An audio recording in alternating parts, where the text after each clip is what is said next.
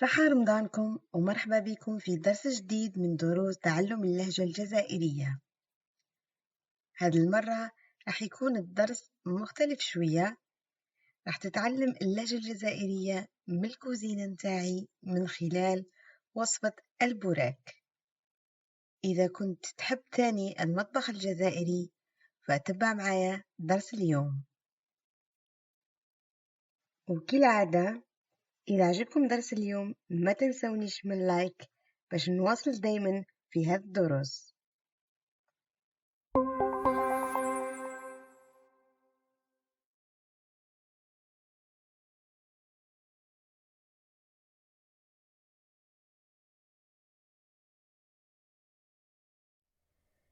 المقادير: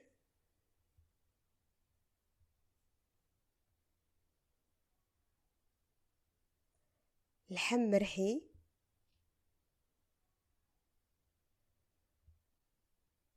زبدة،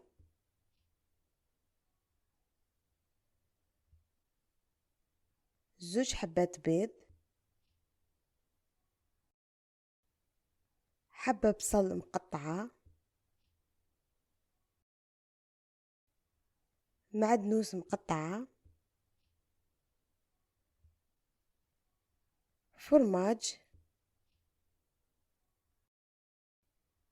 ملح، فلفل أكحل، ديول،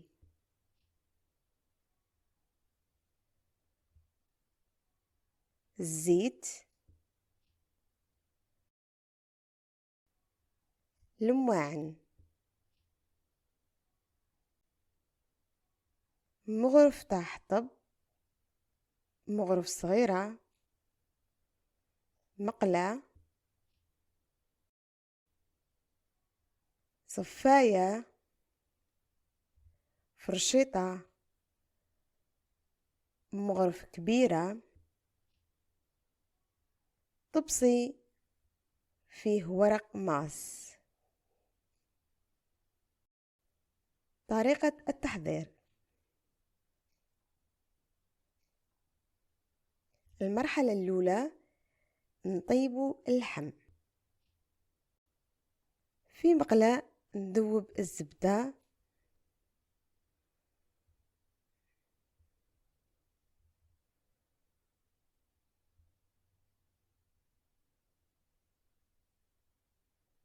نزيد البصل،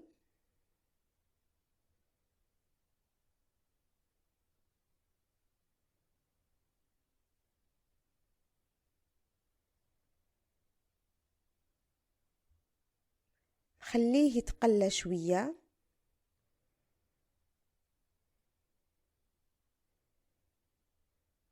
من بعد نزيد اللحم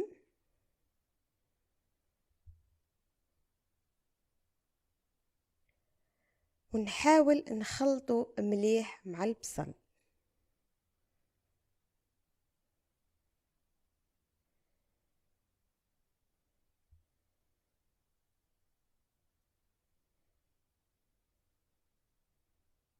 ونخليه يطيب.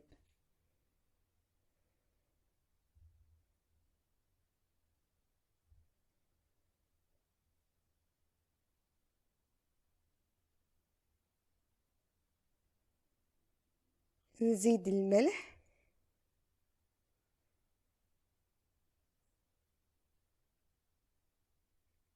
شوية فلفل أكحل،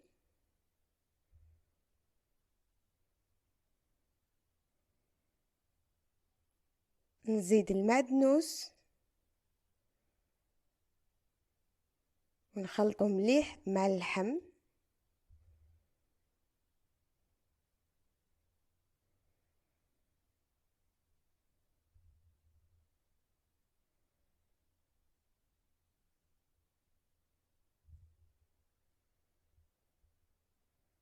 من بعد نكسر زوج حبات بيض في اللحم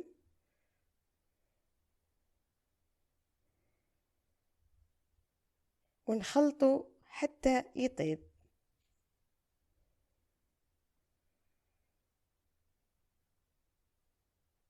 وهكذا يكون وجد اللحم.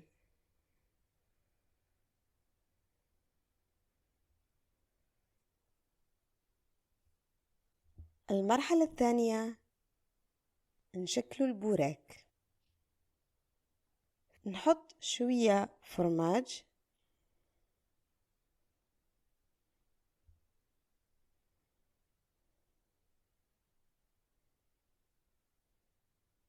من بعد نزيد واحد الزوج مغارف كبار تاع اللحم،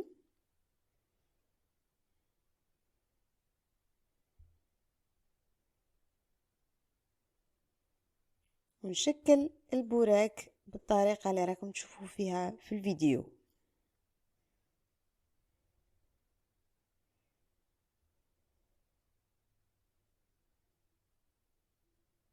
نعاود حبة واحدة أخرى باش تفهموا طريقة تشكيل البوراك.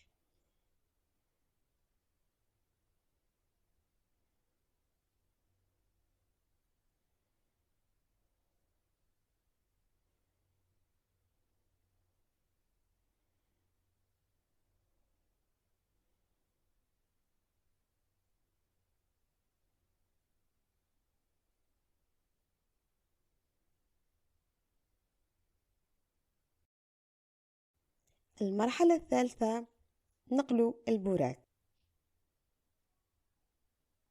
في زيت سخونة، نحط البوراك يقلي،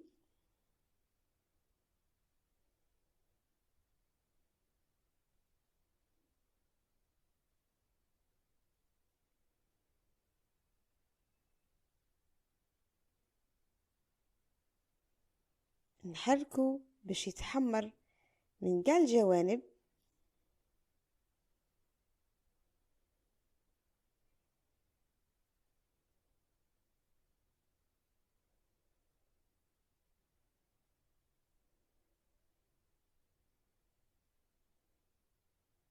نرفدوه بالصفاية بعد ما يتحمر ونحطه فوق الورق الماس. وهاهو البوراك تاعنا في طبق التقديم، نقدموه مع قارص. شهيتكم في الجنة.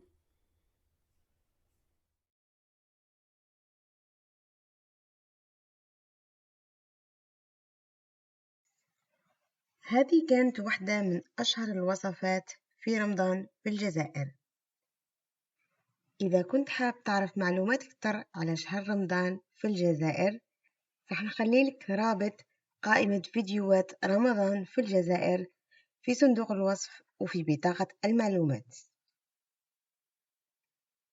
نشوفكم في الدرس الجاي إن شاء الله. بسلامة.